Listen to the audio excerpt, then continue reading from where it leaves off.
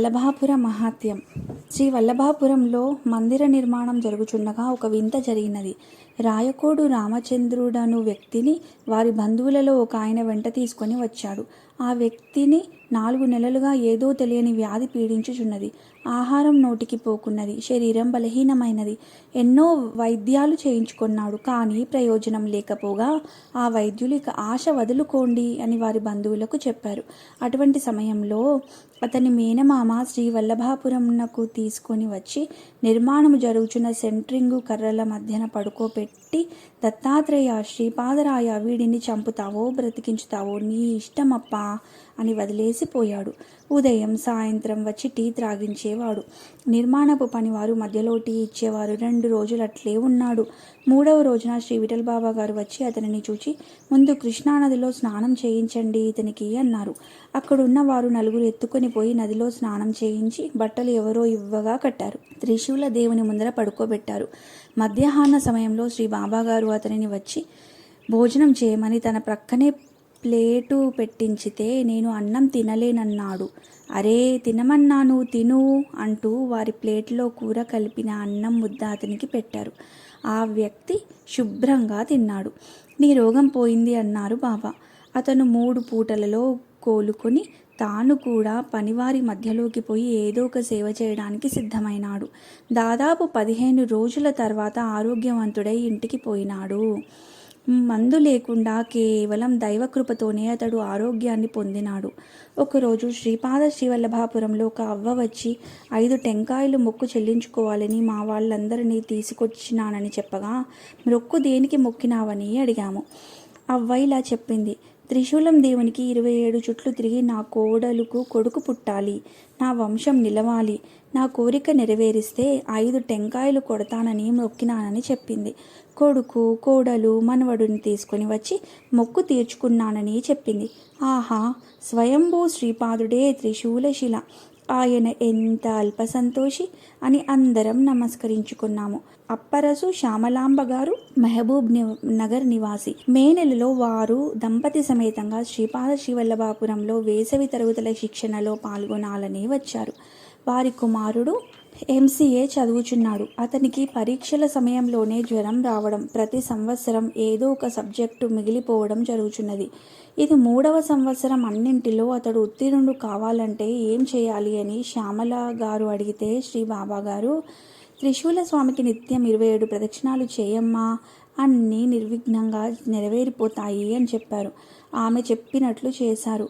ఆఖరు సంవత్సరంలో అన్ని పరీక్షల్లోనూ అత్యధిక మార్కులతో అతడు ఉత్తీర్ణుడైనాడు.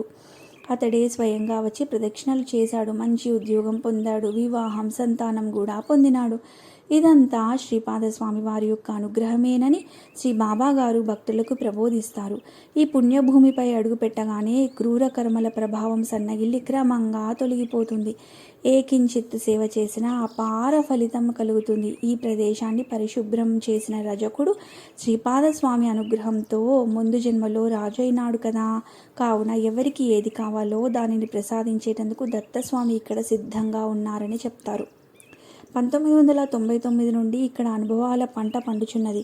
నిరుద్యోగులు ఉద్యోగంను, నిస్సంతులు సంతానంను, నిర్ధనులు ధనమును పొందుచున్నారు. అనేక రకములైన ఆది వ్యాధుల నుంచి విముక్తులవుతున్నారు. నాగోల్ వాస్తవ్యులు శ్రీ చెల్లపిల్ల లక్ష్మీనారాయణ గారికి ఇలా అనుభవం అయింది. జనవరి 1, 2004వ సంవత్సరం శ్రీ దత్త దర్శనం కోసం 31 డిసెంబర్ మీటింగు కోసం బయలుదేరి లక్ష్మీనారాయణ గారు, చలపతిరావు గారు వల్లభాపురం చేరినారు. శ్రీచక్ర మందిరం పూర్తయిందని, శ్రీ దత్తుని ముఖమండప నిర్మాణం, గర్భగుడిలో టైల్స్ వేసే పని చురుగ్గా జరుగుతోందని తెలిసి పైకి వెళ్లారు. వెంటనే ఆలయ ప్రారంభ దినాల్లో జరిగిన సంఘటన గుర్తుకు వచ్చింది. అది 1999వ సంవత్సరం మే నెల. అప్పటికి విగ్రహ ప్రతిష్ఠ జరిగి సుమారు వారం రోజులై ఉంటుంది. శ్రీచక్ర మందిరంలో సెంట్రింగ్ ఇంకా తీయలేదు. ఆ రోజు మధ్యాహ్నం ఆయన బాబాగారు, చంద్రయ్య గారు ఆలయం వద్ద ఉన్నారు.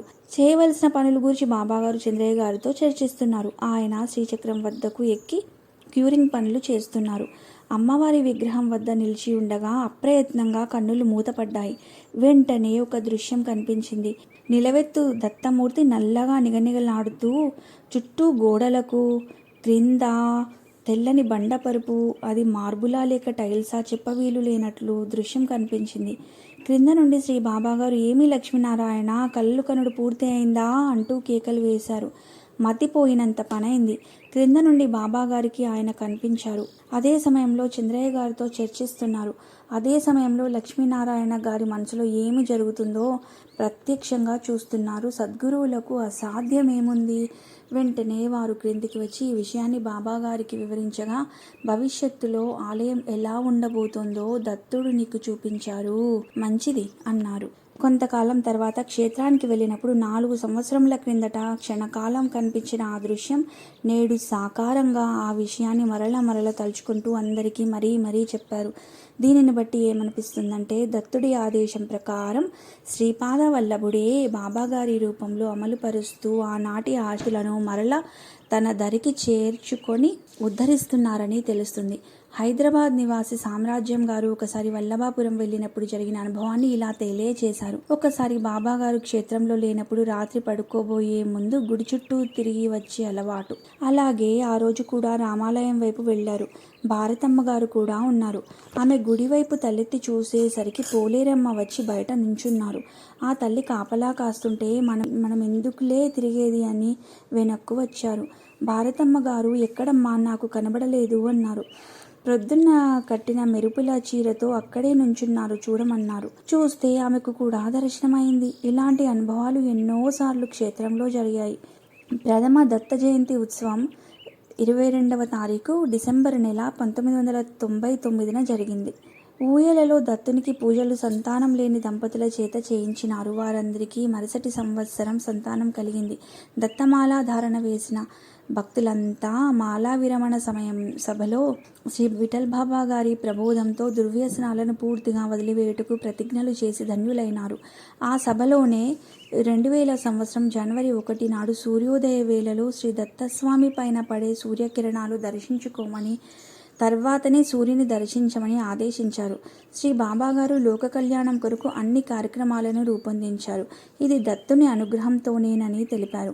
డిసెంబర్ 1999 23వ తారీఖు రోజున శ్రీ దత్త చాలీసాను శ్రీ బాబాగారి చేత దత్తుడే పలికించాడు. వెంటనే అందరితో వారు పలికించారు. జనవరి 1వ తేదీన భక్తులంతా శుచి అయి శ్రీ దత్తస్వామి ముందు కొలువు తీరినారు. సూర్యకిరణాలు దత్తుని పైన దర్శించి తదుపరి సూర్యుని దర్శించి హారతులిచ్చారు. ఇది ప్రతి సంవత్సరం ఒక ఉత్సవంగా జరుగుచున్నది. 108 దత్త చాలీసా పారాయణలు జరుగుచుండగా ఒక లీల జరిగింది. 3 యోగులు పైన దత్తుని ఆలయంలో దర్శనం చేసుకుంటూ హరిప్రసాద్కు దర్శనం ఇచ్చారు. తర్వాత శ్రీచక్ర మందిరంలో దర్శించుకుని వారు దిగేటప్పుడు పోలసానిపల్లికి శ్రీ కెవి నారాయణ గారు వారిని పలకరించారు. వారు సూరత్ నుండి వస్తున్నట్లు చెప్పారు. నారాయణ గారు పైన దర్శించిరా అంటే దర్శనం చేసుకున్నామన్నారు. ఇంతలో శ్రీ బాబాగారు స్నానం చేసి బొట్టు పెట్టుకోకుండా ఆ 3 యోగులను బయటనే నిలబెట్టి నారాయణ గారు లోనికి వచ్చి, బాబాజీ, సూరత్ నుండి 3 యోగులు వచ్చారు, తమ దర్శనం ఇస్తారా అని అడిగారు. శ్రీ బాబాగారు వారికి ఛాయ్ త్రాగించు, తర్వాత వస్తాను అన్నారు. వారిని హోటల్ వద్దకు తీసుకెళ్తే ఒక్కరు మాత్రం తాగారు. మిగిలిన వారు, మాకు సమయం చాలదు, వెళ్ళిపోతామన్నారు. నారాయణ గారు బాబాగారి దర్శనానికి అనుమతి కోరే సమయంలో నేను అక్కడే ఉన్నాను. శ్రీ బాబాగారు కిటికీలో నుండి వారిని దర్శిస్తూ, ఓహో వీరా, అయితే నేను బయటకు రానులే అని నేను విని, వీరు ముఖ్యులు కారేమో, వారి దర్శనానికి అర్హులు కారేమో అని భావించాను. వారిని పంపించి శ్రీ నారాయణ గారు భజన ప్రవచనం వినడానికి వచ్చేశారు. ఆ రోజు కార్యక్రమాలన్నీ పూర్తయినాయి. మరునాడు ఉదయం శ్రీ బాబాగారు ఇలా అన్నారు, నిన్న ఇక్కడున్న భక్తులు ఎంత అదృష్టవంతులో. దత్తుడు, శ్రీపాదుడు, నరసింహ సరస్వతి 3 రూపాలలో వచ్చి తన క్షేత్రాన్ని, తన భక్తులను దర్శించుకొని వెళ్ళారన్నారు. అప్పుడు నేను, హరిప్రసాద్, బాబాగారండి, అప్పుడే చెబితే వారి పాదాలు పట్టుకునేవారం కదా అన్నాము. అప్పుడు శ్రీ బాబాగారు ఇలా అన్నారు, ఎంత ఆశ, వాళ్ళు చిక్కుతారా? నన్నే నీ ఉన్న చోటే ఉండు, నోరు మూసుకోమన్నారు. నాకేమీ అధికారం ఉంది? ఈ క్షేత్ర నిర్మాణం, ఈ ఉత్సవాలు అన్నీ వారే చేయించుకుంటున్నారు. నేను నిమిత్త మాత్రుడను అని తెలిపారు. మేము చూచినాము. ఒకరు గుండుతో కాషాయం ధరించి ఉన్నారు. ఒకరు గిరిజాల జుట్టు, పెద్ద గోసాయి గౌను, ఒకరు 2 చేతుల చొక్కా, ధోవతి తెల్లవే మాసినట్లున్నాయి ధరించినారు.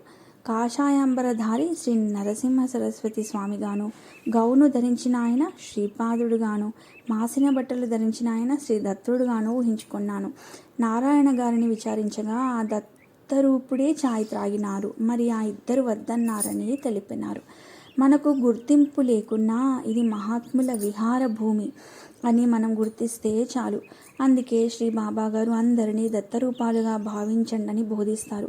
ఒకసారి నాగ సన్యాసులైన దేవానందపురి స్వామి వారి సోదరి లీలానందపురి అనువారు రావడం, వారికి మేము ఆతిథ్యం ఇచ్చి సత్కరించడం జరిగింది. అప్పుడు శ్రీ బాబాగారు ఆంధ్రాకు వెళ్ళి ఉన్నారు. వారిరువురును రామాలయం ముందర పడుకున్నారు. అర్ధరాత్రి 2 గంటలకే పైన దత్తస్వామి వద్ద స్తోత్రాలు చదివారు. వారికి ఏమి దర్శనమైందో ఉదయమే స్నానాలు ముగించుకొని ఇది అద్భుతమైన క్షేత్రం అని చెప్పి కురవపురం వెళ్ళిపోయినారు. 2004లో పుష్కరాలు జరుగుచుండగా ఆ యోగి గారు, యోగిని మాత మరలా వచ్చారు. శ్రీ బాబాగారు బయటకి వచ్చారు, వారిని ఆదరించారు. తర్వాత వారు సాయంకాలం సభలో ఇలా చెప్పారు: ఈ క్షేత్రంలో శ్రీ దత్తాత్రేయుల వారి దివ్య చైతన్యం ప్రస్ఫుటంగా తెలుస్తున్నది. ఇక్కడ ఆయన సంపూర్ణ కళలతో విరాజమానమై ఉన్నారు. శ్రీపాదస్వామి వారిక్కడ తమ అనుగ్రహాన్ని పరిపూర్ణంగా కురిపిస్తున్నారు. వారు నిత్య సత్య స్వరూపులు. మీకు శ్రీ దత్తానుగ్రహాన్ని అందించడానికి కృషి చేస్తున్న ఈ బాబా గారు ఎవరనుకుంటున్నారు? గొప్ప అవధూత, సాక్షాత్ దత్తుడే. మీ పూర్వ పుణ్య ఫలంగా మీ వద్దకు వచ్చి మీతో ఇంత చనువుగా ఉంటున్నారు. ఈయన దిగంబర సన్యాసి. వీరితో సమానమైన వారు ఉత్తర భారతంలో, హిమాలయాలలో తప్ప దక్షిణ భారతంలో లేరు, ముమ్మాటికి లేరు అన్నారు. వీరికి భక్తితో సేవలు చేయండి, లేకుంటే వీరు దేనికి కట్టుబడరు, భక్తికి తప్ప. ఈ స్వామి సన్నిధిలో ఉంటూ స్వామి వెంట తిరుగుచూ కూడా వారి తత్వాన్ని తెలుసుకోలేకపోతే మీ జన్మలు వృధా. కమలం ప్రక్కన చెరువులో కప్పలు, చేపలు ఉంటూ కమలం యొక్క సువాసనను తెలుసుకోలేనట్లు మీరు మీ సమయాన్ని వృధా చేసుకోకండి అని తిట్టకుండా తిట్టి మాకు బోధించారు. దీనిని బట్టి మనం ఎంతో అదృష్టవంతులం అనుకోవాలి. ఈ క్షేత్ర మహిమను వర్ణించడానికి మాటలు చాలవు. ఒక్కొక్కసారి మనం ఈ చోట తిరుగుచున్నప్పుడు, ఏ చెట్టు నీడలోనో కూర్చున్నప్పుడు ఉన్నట్లుండి మంచి గంధము, మల్లెల సుగంధము, సంపెంగ సువాసనలు గుబాళించును. ఆ సమయంలో శ్రీ స్వామి వారే మన దగ్గరగా వెళ్ళుచున్నారని గుర్తించి నమస్కరిస్తుంటాము. ఒక్కొక్కసారి ఇలాంటి పరిమళం కృష్ణానదిలో దిగి నీళ్లలో స్నానం చేస్తున్నప్పుడు కూడా వస్తుంటుంది. ఇది చాలామందికి అనుభవం. శ్రీ బాబా గారు ఒక విషయాన్ని మాత్రం నొక్కి చెప్పుచుంటారు: ఎవరైనా దత్తస్వామికి 1 రూపాయి ఇస్తే 100 రూపాయలు ఆయన ఇస్తారు. మీది మీకే తిరిగి ఆయన ఇచ్చినప్పుడు మీరు ఆ సంగతి తెలుసుకొని ఆయన ఇచ్చిన దానిలో నుండి కొంత భాగంను తిరిగి ధర్మం చేస్తూ ఉండాలి. ఇదే ఆ దాన ప్రధానములుగా జీవితంలో అమలు చేసుకోండి అని చెప్తూ ఉంటారు. భక్తులు ఈ పద్ధతిని పాటిస్తూ చాలామంది భగవత్కృపను పొంది సుఖశాంతులతో తీర్థుల తూగుచున్నారు. శంకుస్థాపన జరిగిన రోజు నుండి స్థల శుద్ధి కొరకు ఇచ్చట అన్నదానం జరిపించాలని శ్రీ బాబా గారు సంకల్పించినారు. ఆ వ్యవస్థ నానాటికి పటిష్టమవుచున్నది. గోవులను పెంచడం కూడా ఆ రోజు నుండే ప్రారంభించబడినది. వృద్ధాశ్రమం ప్రత్యేకంగా నిర్మాణం జరగవలసి ఉన్నది. అంతేకాక ఇచ్చట ఎందరికో పెళ్లిళ్ళు జరుగుచున్నాయి. కళ్యాణ మంటప నిర్మాణం కూడా చేపట్టవలసి ఉన్నది. విశాలమైన భోజనశాల ఏర్పడినది. యాత్రికులకు విశ్రాంతి గదులు ఏర్పరిచినారు. ఇంకా నూకు నిర్మించవలసి ఉన్నది. దత్తుకు కలిగిన దత్త దర్శనం. పసుపల గ్రామ సర్పంచ్ దత్తప్ప గారి అనుభవము ఈ విధంగా ఉన్నది. శ్రీపాద శ్రీవల్లభులు వారు తమ అద్భుత లీలా ప్రకరణంలో ఈ దత్తుగారి అనుభవము, వారికి కలిగిన దర్శనము వర్ణనాతీతము. అది 1999 సంవత్సరం జూన్ నెల మొదటి వారం శ్రీపాద శ్రీవల్లభాపురమందు దత్తాత్రేయ వారి ప్రతిష్టాపన కార్యక్రమము పూర్తి అయి సుమారు 1 నెల కావస్తోంది. ప్రతిరోజు సాయంత్రపు నదీ స్నానమునకు దత్తు తప్పనిసరిగా వెళ్ళేవాడు. దేవాలయ నిర్మాణము గావించిన ఇంజనీరు చంద్రయ్య గారు, దత్తు గారు వచ్చే వరకు వేచి ఉండి వారిరువురు కలిసి నదీ స్నానమునకు వెళ్ళడం చేసేవారు. ఈ కార్యక్రమము ప్రతిరోజు తప్పనిసరిగా జరిగేది. ఆ రోజు కొద్దిగా ఆలస్యం జరిగినది. అయినప్పటికీ చంద్రయ్య గారు తన కొరకు ఎదురు చూస్తూ ఉంటారని దత్తు హడావుడిగా గుడి వద్దకు వచ్చాడు. వారిరువురు కలిసి భాస్కర బండ వద్దకు స్నానం చేయుటకు వెళ్ళిరి. కృష్ణానది నీరు చక్కటి పన్నీరు సుగంధం వెదజల్లుచున్నది. కానీ అది వారి గుర్తింపుకు రాలేదు. ఇద్దరూ నదిలో దిగి స్నానం ప్రారంభించారు. అప్పుడు సమయం రాత్రి 8 గంటలు. స్నానం చేస్తున్న దత్తుకు తన ఎదురుగా బండపైన చిన్న కర్పూరం వెలిగించిన వచ్చు జ్యోతి వంటి ప్రకాశం గోచరమైనది. అది ఏమై ఉండవచ్చునో అని తన ప్రక్కన ఉన్న చంద్రయ్య గారికి చూపించి వారిని ప్రశ్నించగా వారికి ఆ దృశ్యము వారికి దర్శనం కాలేదు. అంతలో దత్తుకు ఆ జ్యోతి క్రమంగా పెరుగుతూ దత్తాత్రేయుల వారి రూపాన్ని సంతరించుకున్నది. అది సుమారు 30 అడుగుల ఎత్తున అత్యంత ప్రకాశవంతమైన జ్యోతి రూపంలో దత్తాత్రేయుల వారిగా మారింది. అంతటి అద్భుత దృశ్యం చూచుచున్న దత్తుకి ఏమీ తోచలేదు. అవాక్కైపోయాడు. ప్రక్కన ఉన్న చంద్రయ్య గారు ఏమీ మాట్లాడకుండా మౌనంగా ఉండిపోయారు. ఆయన కన్నులు మూసుకొని ధ్యానం చేయగా వారి ఆరాధ్య దైవమైన శ్రీకృష్ణుడు దత్తాత్రేయుల వారు దర్శనమిచ్చుచున్నారని, అందువలన అతని మాటలకు సమాధానం ఇవ్వవలదనని వారిని వారించాడు. అందువలన దత్తు ప్రశ్నించినను చంద్రయ్య గారు స్పందించలేదు. ఈ విషయం అర్థం కాని దత్తు ఏమి చేయవలెనో తెలియని అయోమయ స్థితిలో తనకు మాత్రమే దర్శనమిచ్చుచున్న దత్తస్వామిని చూస్తూ అచేతనంగా ఉండిపోయాడు.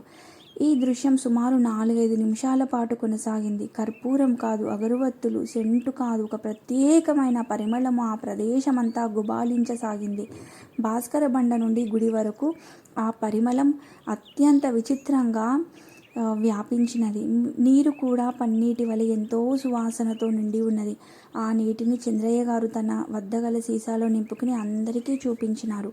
శ్రీ బాబాజీ, నాంచారయ్య గారు మరికొంతమంది ఆ నీటిని తీర్థం వలె తీసుకుని దత్తుకి కలిగిన దర్శనము దాని ప్రభావం వలననే ఆ నది నీరు ఆ విధమైన పరిమళంను సంతరించుకున్నదని శ్రీ విఠల్ బాబాజీ గారు ధృవపరిచిరి. శ్రీపాద శ్రీ వల్లభాపురంలో ఉత్సవాలు: ఉగాది, శ్రీరామనవమి, గురుపూర్ణిమ, శ్రావణ వరలక్ష్మి వ్రతములు, అనంత పద్మనాభ వ్రతము, దేవీ నవరాత్రులు, గురు ద్వాదశి, కార్తీక ప్రారంభంలో దత్తమాల, దత్తదీక్ష మాలాధరణ, కార్తీక పున్నమి, దత్త జయంతి ఉత్సవములు, మహాశివరాత్రి, బ్రహ్మోత్సవాలు. ఇవి కాక ప్రత్యేకంగా నూతన సంవత్సర వేడుకలు జనవరి 1న మరియు సెప్టెంబర్ నెల 11వ తేదీన శ్రీ శ్రీ శ్రీ స్వామి విఠలానంద సరస్వతి మహారాజ్ వారి జయంతి ఉత్సవం జరుగును. ప్రతి నెల పూర్ణిమ రోజున శ్రీ దత్తస్వామికి మహాభిషేకము, గాయత్రి హోమము, చిన్న రథంలో స్వామిని ఊరేగింపు జరుగును. కార్తీక పౌర్ణమి, మహాశివరాత్రుల్లో దీపతోరణ ఉత్సవములు, మహాశివరాత్రి పెద్ద రథోత్సవము జరుగును. ఇది శ్రీపాద శ్రీవల్లభాపురం మహత్యం సమాప్తం.